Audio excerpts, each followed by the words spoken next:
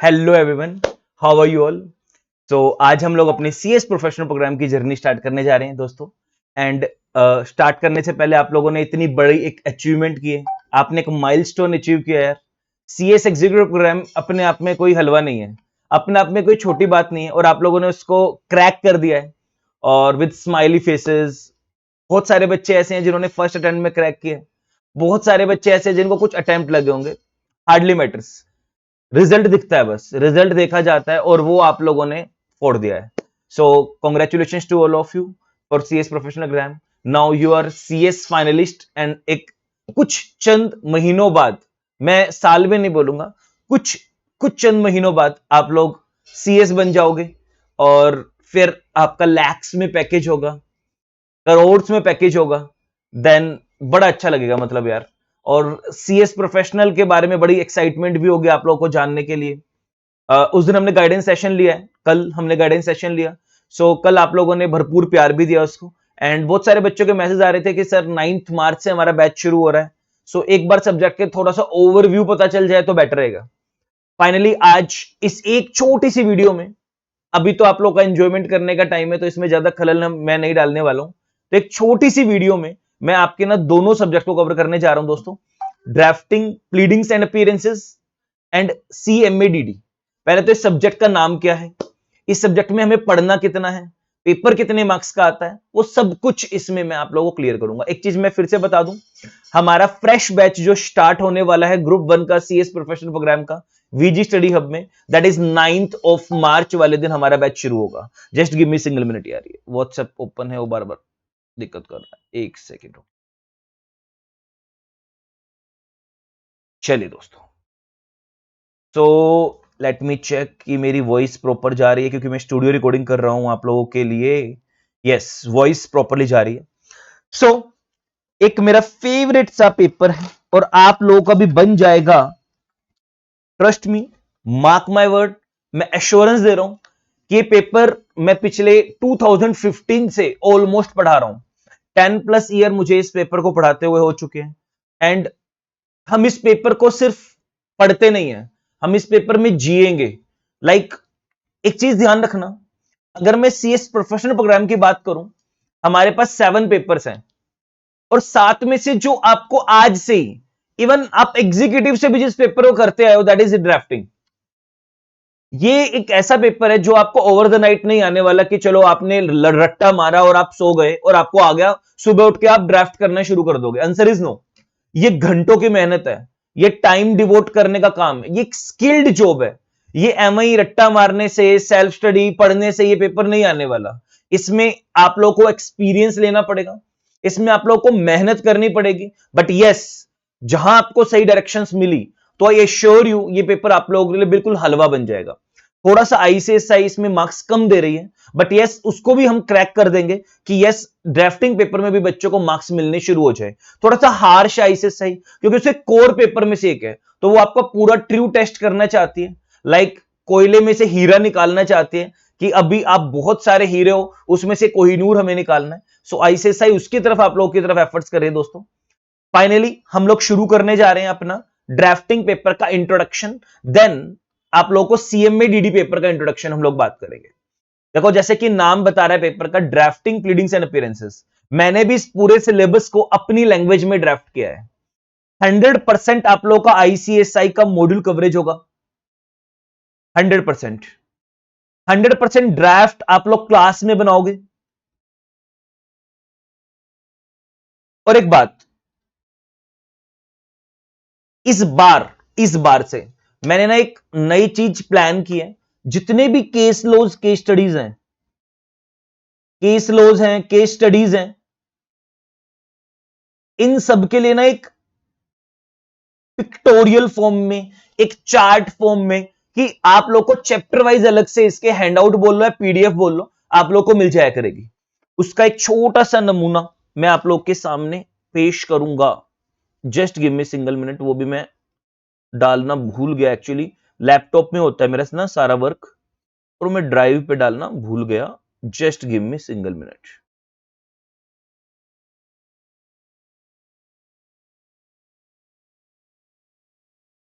यदि तो पीडीएफ में ओपन होएगा ना, एक सेकेंड।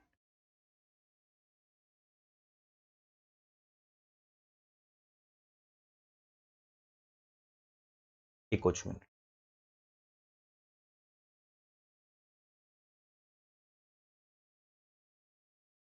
जिससे ना एक चार्ट से आपको पूरा टॉपिक रिवाइज हो जाया करेगा।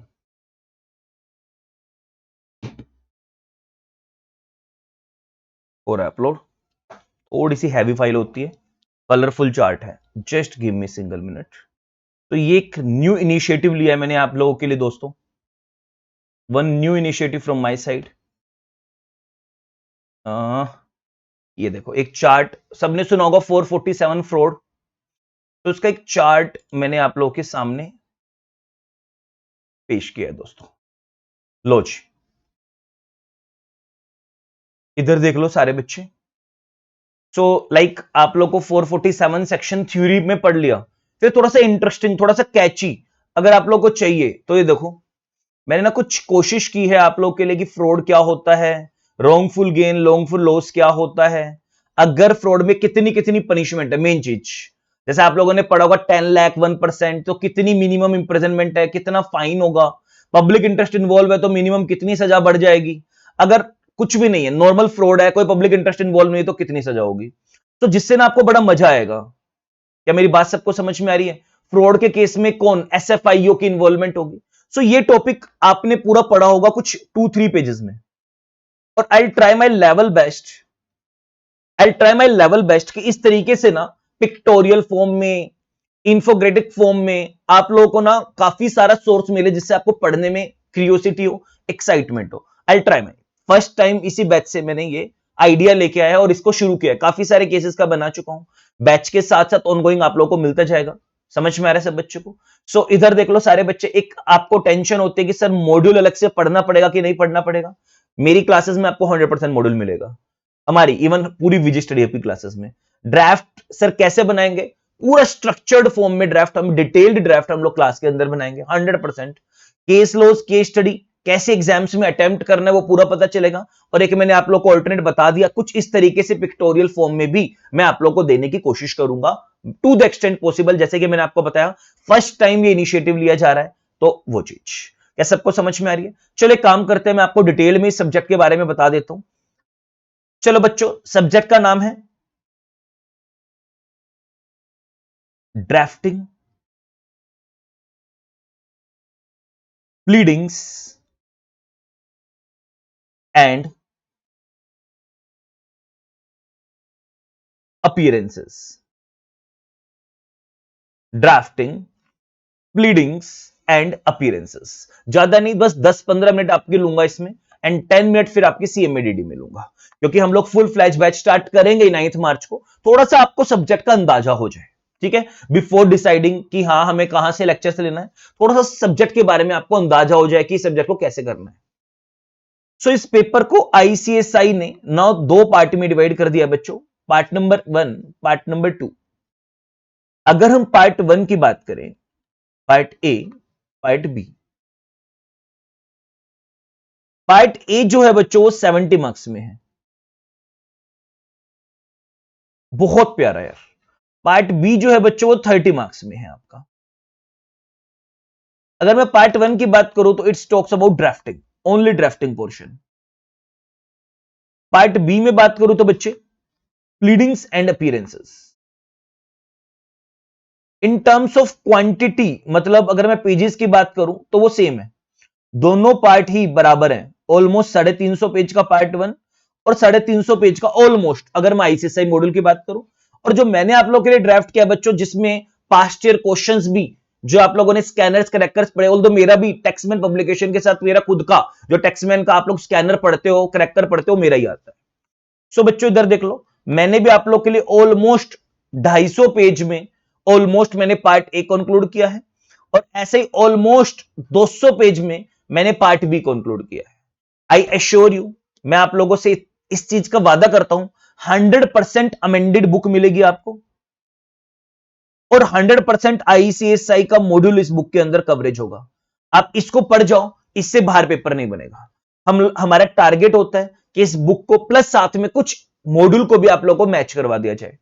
तो इधर देख लो सारे बच्चे, अराउंड 8 चैप्टर्स आप लोग को बच्चे पढ़ने हैं पार्ट ए के अंदर।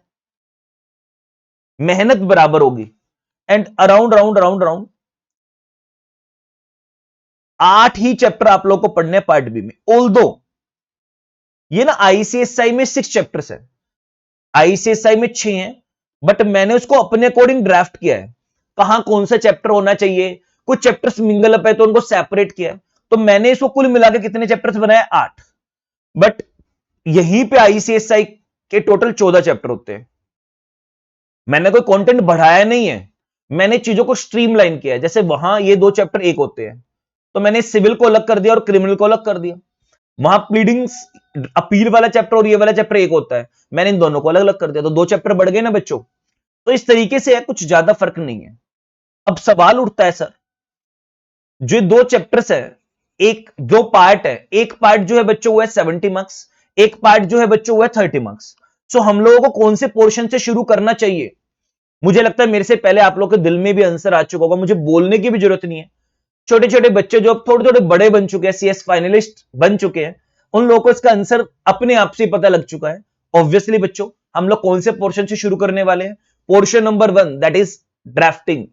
एंड टोटल लेक्चर्स की अगर मैं बात करूं पार्ट ए के ऊपर, हमारे ना 75 के राउंड में क्लासेस लगने वाली है।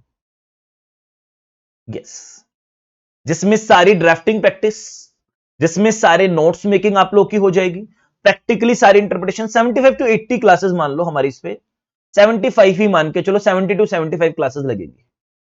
अगर आईसीएसआई ने जैसे एग्जीक्यूटिव प्रोग्राम से रजिस्ट्रेशन स्टैंप हटाया है, अगर वो पूरा डाल दिया, अभी तक कुछ आईसीएसआई ने कंक्लूड नहीं किया है, अगर वो पूरा डाल दिया तो ये बढ़ के 82 83 भी हो सकते हैं, 7-8 क्लास बढ़ जाएंगी। अदरवाइज 70 से 75 क्लासेस हमारी होंगी, अदरवाइज वो बढ़ सकती हैं। तो अभी के लिए मैं बता रहा हूं 75, वो बढ़ भी सकती हैं।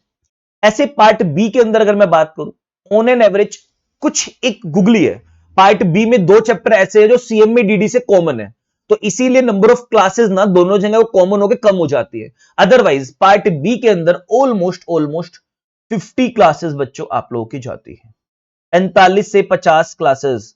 सो मोटा मोटी 120 क्लासेस का आपका कंटेंट है। रिसेंट जो मेरा बैच ओवर हो उसमें भी शार्प 120 क्लासेस लगी है। So on an average 45 classes इसकी लगेंगी। 1.5 आवर्स से लेके 2 आवर्स के बीच की एक लेंथ होगी क्लास की। ओके बच्चों, अराउंड राउंड सुबह 9 बजे मेरी क्लास शुरू होती है बच्चों ड्राफ्टिंग की, एंड देन 1.5 आवर 2 आवर्स के बाद आप लोग की 1-1.25 घंटे की क्लास होगी सीएमएडीडी की। सो ये तो मैंने आप लोग को बता दिया स्ट्रक्चर। कब तक बैच कंप्लीट हो जाएगा? अभी जैसे जिन बच्चों का जून अटेम्प्ट है उनका हमने 10th फैब तक ऑलमोस्ट बैच ओवर कर दिया है। 12th फैब आई गेस हमारी फेयरवेल की डेट भी थी, सो रिजल्ट से 10-15 दिन पहले तक हम लोग कर देते हैं। वही प्लानिंग रहेगी अगस्त में भी। अगस्त में भी हम आपका 15 अगस्त तक मान के चलो, 15 अगस्त तक लेट्स से, या 20 अगस्त मान लो लास्ट, आपका बैच ओवर हो जाएगा। जिसमें उसके बाद स्टिल आपको सितंबर पूरा पढ़ने के लिए, अक्टूबर पूरा पढ़ने के लिए, नवंबर पूरा पढ़ने के लिए, और 20 दिन दिसंबर के, और जबकि ये बचा के तो ऑलमोस्ट 4 महीने आपको 120 डेज प्लस प्लस जाके आप लोगों को सेल्फ रिवीजन के भी मिल जाएंगे। सर अब बात आती है जो ड्राफ्टिंग है वो क्या है, प्लीडिंग्स है वो क्या है। ज्यादा समय नहीं लूंगा, मैंने आप लोगों को बताया पेपर 135 मार्क्स का आता है, जिसमें से ऑलमोस्ट 85 मार्क्स का पेपर आपका होगा पार्ट ए का, जिसमें एक क्वेश्चन चॉइस का आएगा, और ऑलमोस्ट 45 नंबर का पेपर आप लोगों का होगा पार्ट बी का, जिसमें एक चॉइस का क्वेश्चन आएगा। सेम जैसे सीएस एग्जीक्यूटिव प्रोग्राम में होता था। 3 आवर्स का आपको अटेम्प्ट का टाइम मिलेगा, 15 मिनट का आप लोगों को रीडिंग टाइम मिलेगा। सेम है बच्चों, सेम ऐसे प्री टेस्ट आप लोगों को इसका देना जैसे आपने सीएस एग्जीक्यूटिव प्रोग्राम का दिया था। ठीक है बच्चों, सो मॉड्यूल भी आप लोगों का कवर हो जाएगा, स्कैनर क्रैकर जो भी है वो भी आप लोगों का ऑलमोस्ट क्लास के अंदर कवर हो जाएगा।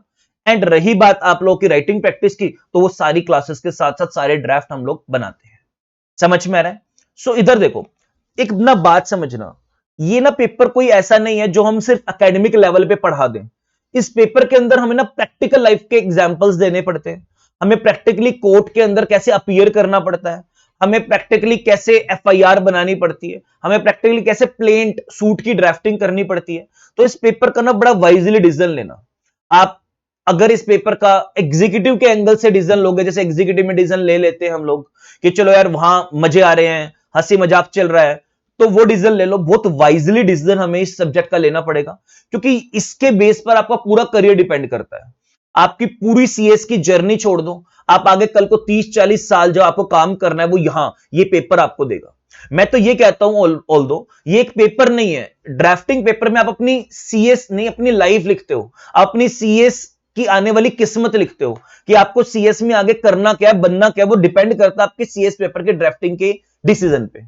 अगर आपकी ड्राफ्टिंग अच्छी हुई तो ऑटोमेटिकली आपकी हर चीज अच्छी हो जाएगी। लाइक ड्राफ्टिंग अच्छी हुई तो आप रिज्यूमे अच्छा बना पाओगे, ड्राफ्टिंग अच्छी हुई तो आप लिटिगेशन कल को कोर्ट में तो खैर सीएस नहीं जा सकता, कल को आपको एनसीएलटी में जुडिशियल ट्रिब्यूनल्स में जाना होगा, क्वासी जुडिशियल बॉडीज में जाना होगा, तो आप बहुत अच्छे से निडर होके अपीयर कर पाओगे, आपको कोई डर नहीं होगा।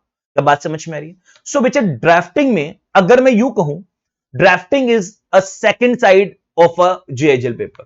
जैसे एक कोइन की दो साइड होती है, हेड और टेल, तो एक साइड आप लोग पढ़ चुके हो स्टेप नंबर 1 मेरे साथ सीएस एग्जीक्यूटिव में। अच्छा एक चीज और, thanks to all of you इतना फैबुलस रिजल्ट देने के लिए जीआईएल पेपर में, ड्राफ्टिंग पेपर में, सीएम में, डीडी पेपर में। हालांकि ड्राफ्टिंग पेपर में मेरे all over India highest marks नहीं आए, मैं एक्सेप्ट करता हूं, बट अब आप लोगों के साथ जान लगा दूंगा, चाहे आपका अटेम्प्ट जून है, चाहे आपका अटेम्प्ट दिसंबर है, चाहे नेक्स्ट जून है, मैं आप लोगों को एश्योरेंस दे रहा हूं, वादा जान लगा दूंगा। हर बार मेरे स्टूडेंट के हाईएस्ट आते हैं, इस बार नहीं आए, कोई बात नहीं यार, लक होता है, किस्मत है, बट जान लगा दूंगा, मुझे एक चांस जरूर दो कि आप लोग को इस पेपर के अंदर अगली बार नेक्स्ट ईयर्स आप लोग के ही रिजल्ट शाइन करेंगे सब जगह। बट यस इतनी एग्जम्पशंस आई हैं, बहुत एग्जम्पशंस आई हैं ड्राफ्टिंग पेपर में भी, बट मेरा रिजल्ट ना उसको डालने का मन नहीं किया, क्योंकि मेरा एक्सपेक्टेशन थी आपके 80s में मार्क्स आए, वो नहीं आए, तो वो मेरी एक्सपेक्टेशन पे खरा नहीं उतरा। वो होता ना जैसे क्रिकेटर अगर उसकी उम्मीद के हिसाब से जैसे टीम हार रही है और उसका भले ही 100 हो गया तो अपना बैट नहीं उठाएगा, क्योंकि उसको दिल में होता है कि नहीं यार वो कसक है, तो वो कसक है, और देखना नेक्स्ट अटेम्प्ट में डेफिनेटली डेफिनेटली हम लोग रूल करेंगे, डेफिनेटली ये मैं वादा करता हूं, बस आप लोग का साथ चाहिए मुझे। सो जो बच्चे जीआईएल में मेरे साथ पढ़े हैं, जिन्होंने नहीं भी पढ़ा, याद रखना जीआईएल ड्राफ्टिंग पेपर का एक स्टेप नंबर 1 है। So GIL is the step number 1 of drafting paper, and step number 2 बच्चों आपका क्या है? ड्राफ्टिंग।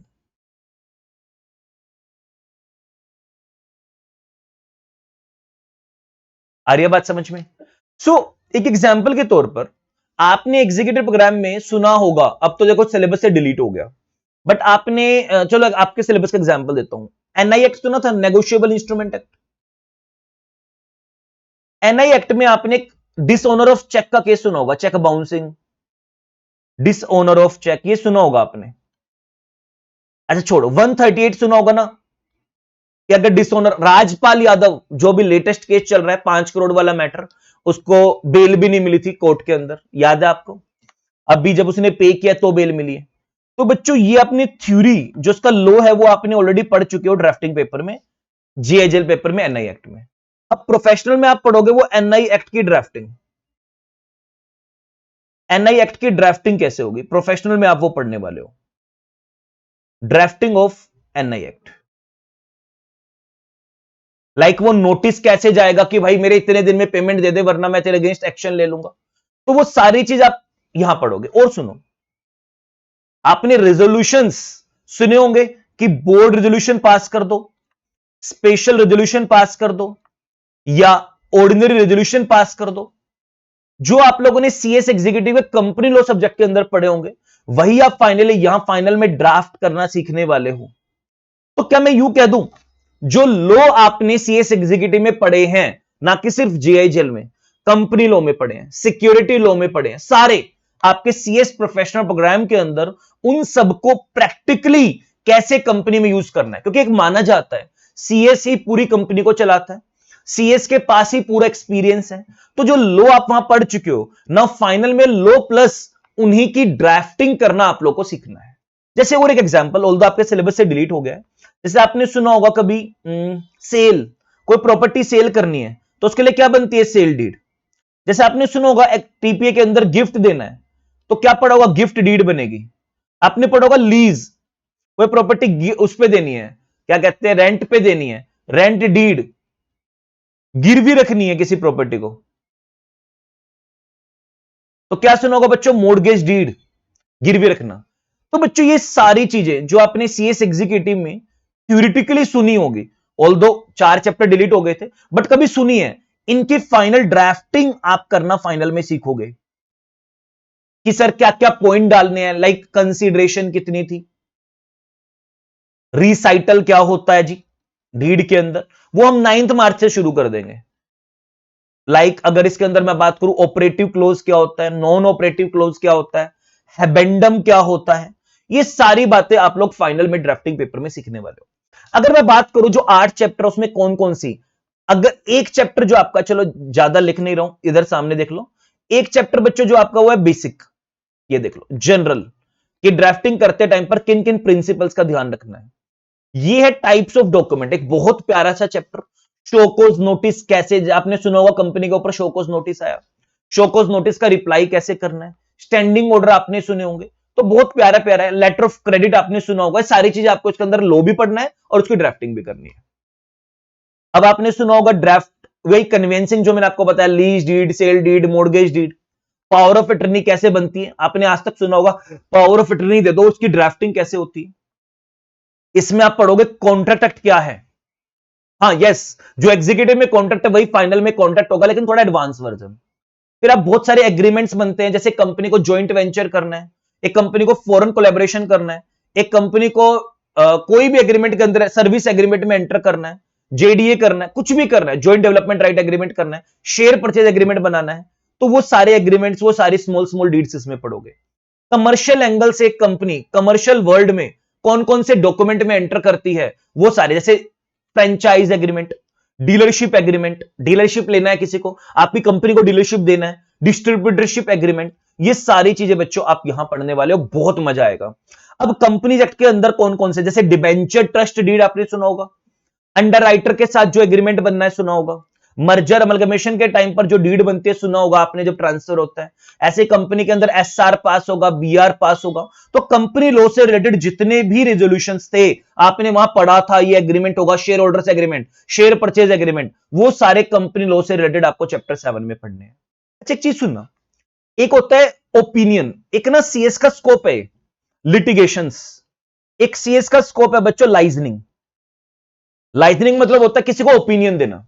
तो बीइंग अ सीएस आपके पास दुनिया आएगी कि आप बताओ ये ओपिनियन, जैसे आप सीए के पास जाते हो कि क्या मैं इस प्रॉपर्टी को खरीद लूं तो मेरे ऊपर टैक्स तो नहीं लगेगा, मैं इसको बेच दूं तो कितना टैक्स लगेगा, सेम एक सीएस के पास भी आया जाता है कि अगर हम ये काम करेंगे, ट्रांजेक्शन करेंगे, तो हमें इसमें क्या डिसीजन लेना चाहिए, हमें इस ट्रांजेक्शन को कैसे करना चाहिए, करें भी कि नहीं करें।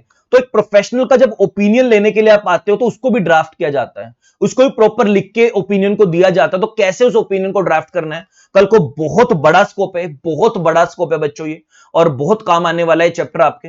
मेरे को लगता है पार्ट ए का पर्सनली सबसे फेवरेट चैप्टर ये वाला, क्योंकि ये एक अलग से एरिया है जो आपकी प्रैक्टिस को निखार देगा, कल को अगर आप प्रैक्टिस में जाओगे तो एक अलग ही लेवल पर लेके जाएगा। सो इसी तरीके से ज्यादा डिटेल में तो हम लोग बाद में अपने बैच में बात करेंगे। ये 8 चैप्टर का कॉम्बिनेशन हमें पढ़ना है, अब अराउंड 70-75 क्लासेस हमारी इसके ऊपर लगने वाली है।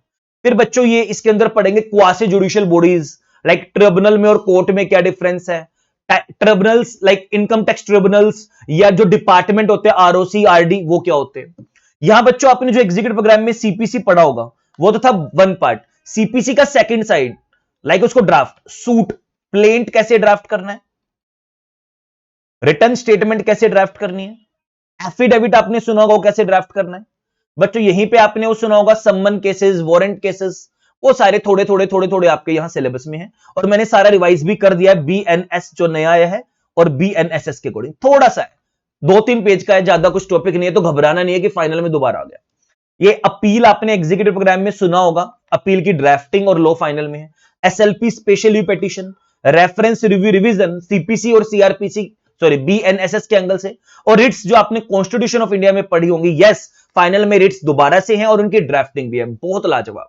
और बच्चों ये तो 2 चैप्टर ऐसे हैं जो सेम है, ऑलमोस्ट 13th और 14th चैप्टर जो मेरी बुक में है बच्चों, वही सेम चैप्टर आप लोगों को दोस्तों कहां पढ़ने हैं, सीएमए डीडी पेपर के। तो यही 2 चैप्टर आपके कॉमन है, और इवन मैं अपना बैच भी सीएमए डीडी का इन 2 चैप्टर से शुरू करूंगा, क्योंकि साइकोलॉजिकली बात करें तो वो 2 चैप्टर नहीं है, वो 4 चैप्टर है।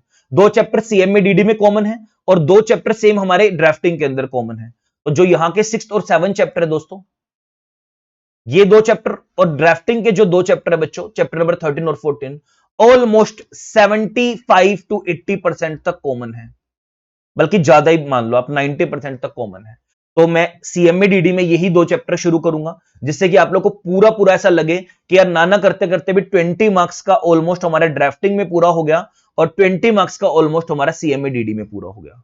काफी बढ़िया लाजवाब चैप्टर्स हैं, केस लॉज हैं भर भर के, केस स्टडीज हैं, मजा आएगा आप लोगों को करने में, कॉन्फिडेंस आ जाएगा पूरा पूरा। एंड कोर्ट में कैसे जाना होता है, क्या पहन के जाना होता है, खाना कैसे खाना होता है, हैंडशेक कैसे करना होता है एटिकेट से, और आप बीइंग अ कंपनी सेक्रेटरी किस किस अथॉरिटीज में अपीयर कर सकते हो, लाइक NCLT में, NCLAT में, CCI में, SEBI में, रेरा में, कहां नेशनल ग्रीन ट्रिब्यूनल में, कंज्यूमर प्रोटेक्शन एक्ट में, कहां आप अपीयर कर सकते हो। ये बेसिक बातें, हार्डली 1 से 2 क्लास का हमारा ये टॉपिक है, हार्डली अराउंड अगर इन 2 चैप्टर की बात करें तो बच्चों 20 क्लासेस हमारी लगेंगी, सेम वही CMA-DD और इसकी मिलाए तो 20 क्लासेस दोस्तों हमारी इसमें लगेंगी। समझ में आ गया आप लोग को? मुझे लगता है ड्राफ्टिंग पेपर में इतना बहुत है, और yes, half an hour around मैंने आपका ड्राफ्टिंग पेपर के ऊपर डिवोट कर दिया है। तो दोस्तों अराउंड 10th to 15th अगस्त तक, लास्ट 20th ऑफ अगस्त तक हम अपने बैच ओवर कर देंगे। एंड आई एश्योर यू, जैसे आप लोगों को JIGL में मजा आया था, जैसे आप लोगों को JIGL में सारे नोट्स मिले थे, जैसे JIGL के अंदर हमने राइटिंग प्रैक्टिस की थी, 100% आपका वही सब कुछ फाइनल के अंदर भी यूं ही मेहनत होने वाली है। इस पेपर की पूरी रिस्पॉन्सिबिलिटी आप मेरे दम पे छोड़ दो। मैं आप लोगों को दिखा रहा हूं, मैं आप लोगों को वादा कर रहा हूं, जून अटेम्प्ट, दिसंबर अटेम्प्ट आप लोगों को रिजल्ट दिख जाएगा। और इस तरीके से कुछ मैंने इस बार पिक्टोरियल फॉर्म में कोशिश की है कि मैं आप लोग के इस बैच के अंदर कुछ इस तरीके से चीजों को मैं आप लोग को प्रेजेंट करूं जिससे आपको पढ़ने में मजा आए दोस्तों। नाउ CMA-DD, आपने सुना होगा CS भी एक ऑडिटर होता है दोस्तों, सब बच्चों ने सुना होगा CS भी एक ऑडिटर होता है। हमारा ना बचपन से ड्रीम्स है कि सर हमें भी ऑडिट करना है, CA ऑडिट करते हैं, हमें भी ऑडिट करना है, लो जी आ गया। बल्कि आपके पास तो बहुत सारे ऑडिट करने की पावर है। अगर मैं सब्जेक्ट के नाम की बात करूं दोस्तों, एक मिनट में ऑडियो देख लूं, ऑडियो चल रही है ना? हाँ, hello hello hello. Compliance management audit. अच्छा एक चीज सुनो, पहले ना पता है क्या होता था? Secretarial audit and due diligence. आ रही है मेरी बात समझ? सो दोस्तों ये वर्ड अब रिमूव हो चुका है न्यू सिलेबस में। सो इसका मतलब क्या, हमारी पावर खत्म, अब हमारे पास है सेक्रेटरी ऑडिट खत्म हो गया। बे नलायकों, पहले सिर्फ आप सेक्रेटरी ऑडिट की पावर दी गई थी, लग रहा था देख के, सिलेबस देख के लग रहा था सिर्फ आप सेक्रेटरी ऑडिट कर सकते हो, बट आप कोई भी टाइप का कंप्लायंस ऑडिट कर सकते हो, नॉन फाइनेंशियल ऑडिट कर सकते हो, कोई भी टाइप का इंटरनल ऑडिट कर सकते हो, any type, any take over audit कर सकते हो, कुछ भी। सो अगर मैं पार्ट ए की बात करूं दोस्तों, तो ये पार्ट ए है, this is 40 marks. Part A है बच्चों क्या? 40 मार्क्स। कहने को तो लग रहा है कि कंप्लायंस मैनेजमेंट पढ़ना है 40 नंबर में, बट नहीं। सेम इसमें भी बच्चों 7 चैप्टर पढ़ने हमें दोस्तों। पहला चैप्टर है कंप्लायंस मैनेजमेंट का, बीइंग अ कंपनी सेक्रेटरी, आपको अपनी कंपनी के अंदर कितने लॉज लग रहे हैं, पहले तो ये जानना है कि कौन कौन से लॉज है, उनमें से कितने मेरी कंपनी के ऊपर लग रहे हैं, आइडेंटिफाई करना है। फिर उन लॉज में से क्या प्लानिंग करो, पॉलिसी बनाओ एंड चेक करो कि क्या हमने नॉन वायलेशन किया है। तो कंप्लायंस को मैनेज करना, कंप्लायंस फ्रेमवर्क तैयार करना, ये पूरा का पूरा बच्चों दोस्तों हमें पढ़ना है चैप्टर नंबर 1 में। बहुत प्यारा चैप्टर है, 5 to 6 क्लासेस का चैप्टर है, मजा आ जाएगा आप लोगों को। फिर बीइंग अ कंपनी सेक्रेटरी, और एक कंपनी को बहुत सारे डॉक्यूमेंट्स को बनाना पड़ता है, जैसे रजिस्टर ऑफ मेंबर्स, मिनट्स का रजिस्टर, उनको मेंटेन करना पड़ता है, MGT 7 वगैरह फॉर्म्स को मेंटेन करना है। सो कैसे आपको वो डॉक्यूमेंट्स बनाने हैं, कहां उनको मेंटेन करना है, इलेक्ट्रॉनिक फॉर्म में करना है, फिजिकल फॉर्म में करना है, वो सारी चीजें आप इस चैप्टर में पढ़ोगे। आपकी प्रैक्टिस को, आपकी जॉब में बहुत मदद करेंगे ये चीजें दोस्तों। From the very first day, जैसे ही आप CS बनोगे, चाहे आप प्रैक्टिस में जाओ, चाहे आप जॉब में जाओ, CMA DD paper like drafting paper आप लोगों का पीछा नहीं छोड़ेगा। तो ध्यान रखना बच्चों, अराउंड 3 से 4 क्लासेस हम इसमें लगाएंगे। सेम भाई, बीइंग अ कंपनी सेक्रेटरी आप किन किन डॉक्यूमेंट को साइन कर सकते हो, किन किन डॉक्यूमेंट को सर्टिफिकेशन करना है, और साइनिंग और सर्टिफिकेशन के लिए आपको क्या UDIN number, unique document identification number क्या आपको लेना पड़ेगा, और अगर आप जॉब में हो तो कौन सा डॉक्यूमेंट नंबर आपको लेना पड़ेगा, कौन सा आपको ऐसा ही कुछ आइडेंटिफिकेशन नंबर कौन सा आपको लेना पड़ेगा। सो ये चैप्टर में आपको बताया जाता है कैसे कैसे डॉक्यूमेंट्स को साइन करना है, कैसे कैसे सर्टिफाई करना है, कौन कौन से आप कर सकते हो, और अगर गलत किया तो उसके कॉन्सिक्वेंसेस क्या होंगे। सेम बच्चों 3 से 4 क्लासेस हमारी इस टॉपिक के ऊपर लग जाएंगे। सेम वही बच्चों 100% आईसीएसआई मॉड्यूल कवरेज होगा, 100% आप लोगों को क्लास में ही सारी चीजें। अच्छा, मैं ये नहीं बोलूंगा इस सब्जेक्ट में सारे नोट्स बनाएंगे, बट वी विल ट्राई कि जहां जहां जरूरत होगी वो नोट्स, क्योंकि मैंने रेगुलर बुक को इतना इजी बना दिया है कि मल्टीपल जगह आप लोग उसको फॉलो ना करो। यार 450 पेज के राउंड राउंड आपको बुक पढ़नी है, अराउंड राउंड, उसमें आपका सारा मटेरियल पूरा हो जाएगा, जिसमें कुछ हैंड रिटन नोट्स हो जाएंगे। मोटा मोटी 550-600 पेज में आपका पूरा सब्जेक्ट तैयार हो जाएगा यार। और आई श्योर यू आपको ना क्लास में साथ साथ ये सब्जेक्ट रिटेन भी हो जाएगा। तो इसको इस तरीके से पढ़ना है, प्रैक्टिकल लाइफ से रिलेट करके। बहुत सारे बच्चों के ना माइंड में मिथ है कि सीएमए डीडी और ईएसजी पेपर ना थ्योरेटिकल है। कुछ चैप्टर्स हैं, मैं भी बोलता हूं कुछ चैप्टर्स थ्योरेटिकल है, जैसे चैप्टर नंबर 5 थ्योरेटिकल है बच्चों। चैप्टर नंबर अगर मैं बात करूं 8, 16 कुछ कुछ थ्योरेटिकल है, बट वी विल ट्राई कि इन चैप्टर्स को प्रैक्टिकली बनाया जाए। अच्छा, आपने सुना सीएस एक्ट क्या है? बीइंग अ कंपनी सेक्रेटरी पहले आपको ये तो पता होना चाहिए ना हमारा वजूद क्या है, हम आए कहां से। सीएस एक्ट, तो सीएस एक्ट क्या है, उसमें शेड्यूल्स पढ़ने हैं, कब हमारी किस गलती को मिसकंडक्ट माना जाएगा, प्रोफेशनल मिसकंडक्ट माना जाएगा, अदर मिसकंडक्ट माना जाएगा। तो इसके अंदर बहुत प्यारा चैप्टर है जो पूरे सिलेबस में आपके काम आएगा, ना कि सिर्फ यहां भी इसकी रोल आएगा, यहां भी इसका रोल आएगा, यहां तो है इसका रोल, यहां भी इसका रोल आएगा, यहां भी इसका। मैं कह रहा हूं ये जो चैप्टर है चैप्टर नंबर 4, पूरे पूरे सिलेबस में ऐसा कोई चैप्टर रेयर ही होगा जहां सीएस एक्ट का रोल ना आए, कि ये आप करोगे तो ये गलत होगा, और इस गलत में आपको कितनी सजा मिल सकती है, कौन आपको सजा देगा, सीएस कहां से आया, सीएस कब आया, सीएस इंस्टीट्यूट पहले क्या था, कौन इसको गवर्न करता है। तो डिटेल में बच्चों हम लोग सीएस एक्ट पढ़ेंगे, नाना करते करते भी 5 to 6 क्लासेस बच्चों, अगर छोटी छोटी क्लास रही तो कम से कम 5 से 6 क्लास, सवा घंटे 1.5 घंटे की क्लास हमें इसके ऊपर लगानी है। हाँ, वैल्यूज एथिक्स वाला चैप्टर मैं बोल सकता हूं बच्चों, जो हमारे सीएस के अंदर है, थोड़ा सा थ्योरेटिकल है।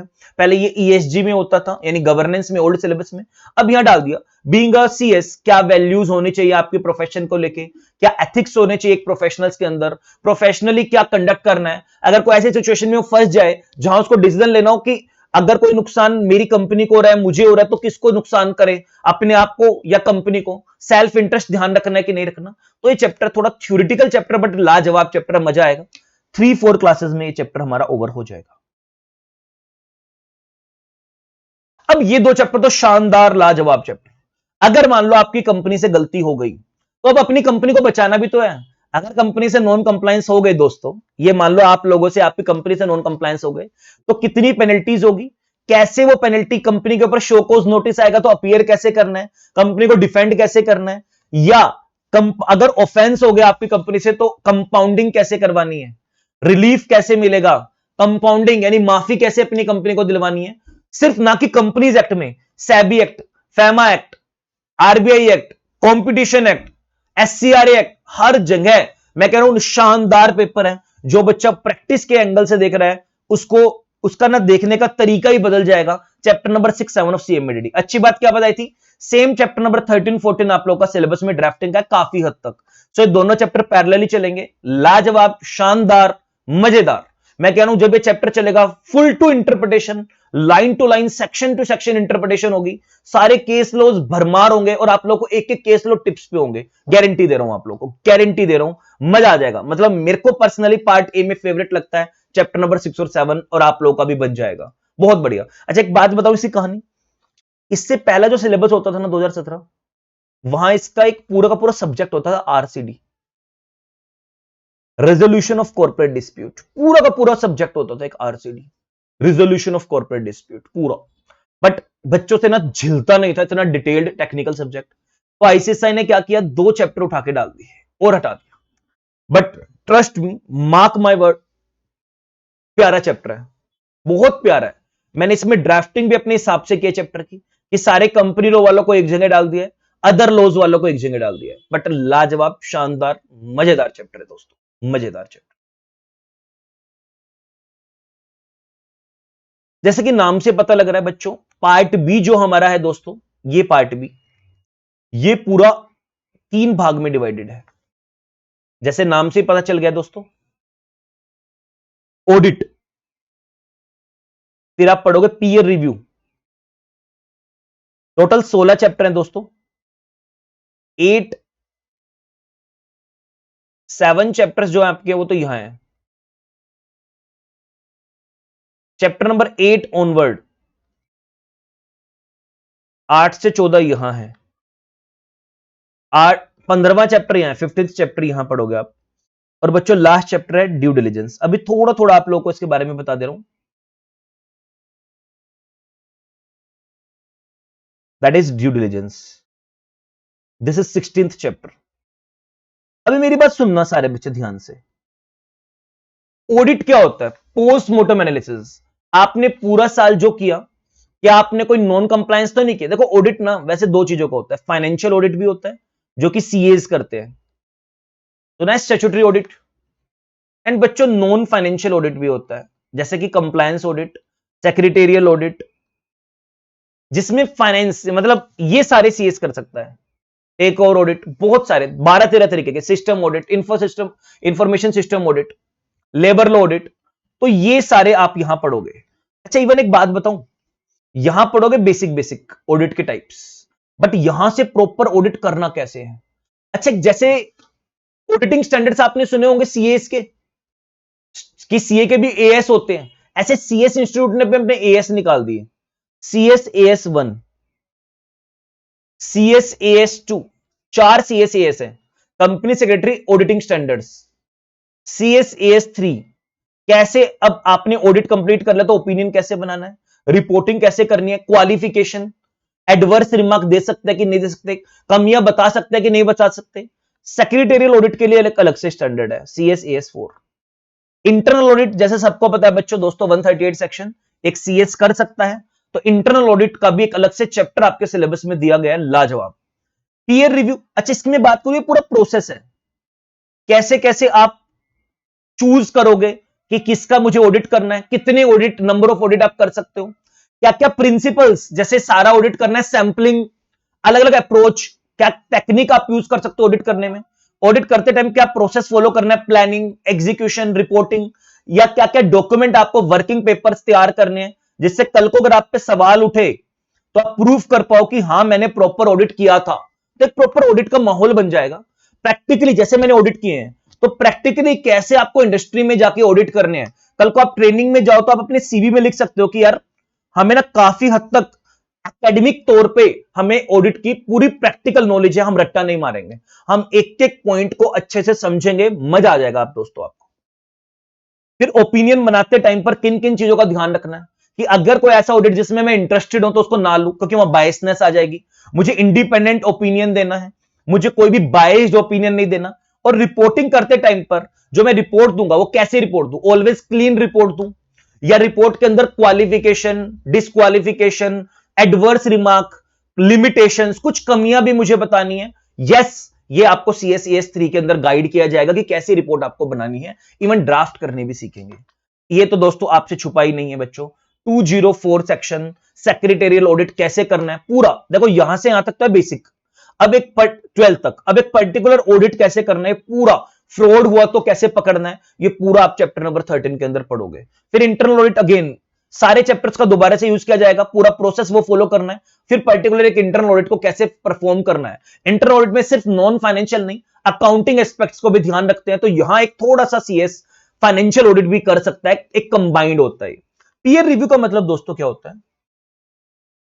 पीयर मतलब अपने सेम लेवल के, तो हर एक कंपनी सेक्रेटरी फर्म को ना अपना पीयर रिव्यू करवाना पड़ता है, अपनी परफॉर्मेंस का एनालिसिस करवाना पड़ता है कि जो हम काम कर रहे हैं वो सही कर रहे हैं, जो हमने अटेस्टेशन सर्विसेज दी है, जो हमने लास्ट ईयर अपने क्लाइंट के डॉक्यूमेंट को अटेस्ट किया है, सर्टिफाई किया है, ऑडिट किया है, वो हमने सारे प्रिंसिपल्स को, सारे लॉ को फॉलो करते हुए किया है, कोई भी नॉन कंप्लायंस नहीं है। आपकी परफॉर्मेंस को इंप्रूव करने के लिए जरूरी है। Now it is mandatory. अगर कंपनी सेक्रेटरी को बहुत सारे फॉर्म्स दिए गए हैं, अगर आपको वो सर्विसेज देनी है, वो सर्टिफाई करना है, वो अटैच करना है, तो आपको अपना मैंडेटरी पीयर रिव्यू करना होगा। इसके लिए इंस्टीट्यूट ने एक अलग से पीयर रिव्यू बोर्ड बना दिया गया है। पीयर रिव्यू बोर्ड में बहुत सारे लोग अपना नाम एम्पैनल करेंगे कि हम और फर्म्स का पीयर रिव्यू करने के लिए तैयार है। जैसे मैं अपना नाम लिखवा दूं कि सर जब भी कोई फर्म को अपना पीयर रिव्यू करवाना होगा, वो पीयर रिव्यू बोर्ड के पास एप्लीकेशन लगाएगी। लाइक मान लो एबीसी एंड एसोसिएट्स, ये कह रही है सर हम अपना पीयर रिव्यू करवाना, जो कि मैंडेटरी होता है। जब भी किसी फर्म को करवाना होगा तो मैं अपना नाम एम्पैनल करवा लूंगा पीयर रिव्यू बोर्ड के पास। जैसे कि सरकारी वकीलों का नाम लिखा होता है कि सर जब भी कोई फर्म आए जो मेरे जुरिडिक्शन में हो, जैसे दिल्ली में मैं रहता हूं, दिल्ली के आसपास की हो, और जो मेरा एरिया है, लाइक फॉर एग्जांपल मेरा एरिया आईपीआर, तो जो फर्म आईपीआर में डील करती हो, जो भी मेरे जुरिडिक्शन में हो, जो भी मेरी क्वालिफिकेशन के अंदर आए, प्लीज सर वहां मेरा नाम रेफर कर देना। तो जिसकी मुझे फीस भी मिलेगी किसी दूसरी फर्म का पीयर रिव्यू करने की। तो ये हम डिटेल में पढ़ेंगे दोस्तों, थोड़ा बाद में पढ़ेंगे, 2 महीने 2.5 महीने बाद। बट यस, बहुत प्यारा चैप्टर है, इंपोर्टेंट चैप्टर है, पेपर में 8-10 नंबर तक की वेटेज रख सकता है ये चैप्टर। एंड लास्ट दोस्तों, ड्यू डिलिजेंस। इसमें और ऑडिट में ना बच्चा कंफ्यूज होता है। अच्छा, ये तो एक फर्म, सीएस फर्म अपना करवाएगी, जॉब वालों का नहीं होगा, ये कंपनीज का होता है। ये तो कब होगा? जब हमने कोई काम कर लिया, पोस्टमार्टम एनालिसिस, कि हां सर आपने सही किया गलत किया। ये प्री प्री ट्रांजैक्शन, अभी ट्रांजैक्शन हुई नहीं, प्रैक्टिकली समझाता हूं। डिज्नी और हॉटस्टार, जो आप हॉटस्टार डिज्नी देख रहे हो, जब इन्होंने एक दूसरे को एक्वायर मर्जर किया ना, तो उससे पहले एक दूसरे का ड्यू डिलिजेंस हुआ। बिस्लरी का टाटा ने ड्यू डिलिजेंस किया, जो कि फेल हो गया। जी टेलीविजन्स का और सोनी का मर्जर हो रहा था, उनका ड्यू डिलिजेंस हुआ। एन नंबर ऑफ एग्जांपल्स पढ़ेंगे दोस्तों हम, एन नंबर ऑफ एग्जांपल्स। मैंने बहुत इजी भी आप लोगों के लिए एग्जांपल्स, इस केस, इस चैप्टर को बहुत इजी इसके केस लो उसको भी बना दिया है। मेरी बात ध्यान से सुनना, बना दिया मतलब पहले से बना रखा है, वो तो मैंने अभी नहीं, पहले से बच्चा पढ़ रहा है। सो कोई भी ट्रांजैक्शन होने से पहले आप पेंडिंग ट्रांजैक्शन का डिसीजन ले रहे हो कि क्या मुझे, एग्जांपल समझो, क्या मुझे इस कंपनी में इन्वेस्ट करना चाहिए, क्या मुझे इस कंपनी के शेयर्स में पैसा लगाना चाहिए। सर उसकी वैल्यूएशन देख लो, सर उसकी पी रेशियो देख लो, डेट इक्विटी रेशियो देख लो, बहुत सारी चीजों को पहले से एडवांस में इवेल्युएट करना is due diligence. But audit क्या है? हमने पैसा लगा दिया और अब मैं चेक कर रहा हूं कि क्या मेरा पैसा सही जगह लगाया, क्या मेरा पैसा कोई गलत जगह तो नहीं लगाया, तो क्या है? ऑडिट। बाद में कोई काम होने के बाद चेक करना, ये क्या है? प्री। कोई इम्पेंडिंग, अभी वो ट्रांजैक्शन हुई नहीं है, पेंडिंग है, उससे पहले चेक करना कि क्या मेरा डिसीजन लेना फिजिबल होगा, क्या जो सोच के मैं इस कंपनी में पैसा लगा रहा हूं मुझे उतनी रिटर्न आएगी कि नहीं आएगी। तो कोई भी इम्पेंडिंग बिजनेस डिसीजन लेना, फ्यूचर मैं टेक ओवर करने जा रहा हूं, मैं मर्जर करने जा रहा हूं, मैं डीमर्जर करने जा रहा हूं, मैं पब्लिक इश्यू लाने जा रहा हूं, तो उससे पहले चेक करना। अब क्या क्या चेक करना, किन किन चीजों का due diligence? Financial due diligence, legal due diligence, operational due diligence, labour law का ड्यू डिलिजेंस, आईपीआर का due diligence, human resource policy का ड्यू डिलिजेंस। अब बात यह समझ में आ रही, कब करना है? बिफोर। क्या क्या करना है, क्या क्या चीजें चेक होंगी बच्चों? ये सारी चीजें चेक होंगी। तो दोस्तों बहुत प्यारा सब्जेक्ट है, मैं कह रहा हूं बिल्कुल भी थ्योरेटिकल नहीं है। अगर आप इस सब्जेक्ट को ध्यान से पढ़ोगे ना, प्यार हो जाएगा आपको सब्जेक्ट से। ट्रस्ट मी, ये सब्जेक्ट बहुत स्कोरिंग सब्जेक्ट हो सकता है अगर आप इस सब्जेक्ट को जियोगे। अगर आप इसको सिर्फ एक रट्टा मारने की नियत से पढ़ोगे तो बहुत हैवी बन जाएगा। क्या क्या लर्न करोगे? ईएसजी लर्न करोगे, सीएमएडीडी लर्न करोगे, क्या क्या लर्न करोगे। अगर आप इसको ढंग से पढ़ोगे तो 70+ कहीं नहीं गए। आए हैं बच्चों के पास्ट में भी आए हैं, इस अटेम्प्ट में भी आए हैं, बट बहुत प्यारा सब्जेक्ट है दोस्तों, बहुत प्यारा। अपनी जान लगा दूंगा, सेम जैसे मैंने वहां आप लोगों को बताया, सेम इस सब्जेक्ट में भी मैं आप लोगों के लिए केस स्टडी, केस लॉज या जो इंपॉर्टेंट चीजें लगेंगे उसमें मैं आप लोगों के लिए इस तरीके का चार्ट फॉर्म, पिक्टोरियल फॉर्म में आप लोगों के लिए कंटेंट तैयार करने लग रहा हूं। बहुत मजा आएगा। फुल्ली अमेंडेड बुक आप लोगों को मिलेंगी। बुक्स में भी बहुत ड्रेस्टिक चेंज करने जा रहा हूं मैं, उसी के ऊपर काम चल रहा है डेली बेसिस पे। 10-15 डेज डिले होगा आप लोगों को बुक्स में, बट यस जो कंटेंट आपको मिलेगा, ये sure you 100% module coverage, 100% supplement coverage, सारी अमेंडमेंट के साथ, इजी लैंग्वेज, जो बस आप लोगों को उठा के पेपर में लिख देनी है। मैंने अपनी बुक्स में क्या कर रखा है, जो इंपॉर्टेंट पॉइंट्स हैं, वैसे तो एग्जीक्यूटिव प्रोग्राम से जो बच्चा मुझे जानता है उसको पता होगा, उन सबको बोल्ड कर रखा है। इस तरीके से हाईलाइट कर रखा है। जो ज्यादा इंपॉर्टेंट है उनको और ज्यादा, जिन चीजों पे आपको फोकस करना है, और टॉपिक वाइज ना नीचे क्वेश्चंस भी डाले हुए हैं। लाइक ये क्वेश्चन इस अटेम्प्ट में इतने मार्क्स का है, तो आपके साथ साथ आपकी प्रैक्टिस भी हो जाएगी। और ज्यादा क्वेश्चन के लिए मेरा क्वेश्चन बैंक आता है, वो भी आप फॉलो कर सकते हो। क्लासेस में मैं आपको फॉलो भी करवाऊंगा और बैच के एंड में उससे रिवीजन वगैरह भी होगी, जैसे अभी शुरू होने वाले जूर अटेम्प्ट वाले बच्चों की।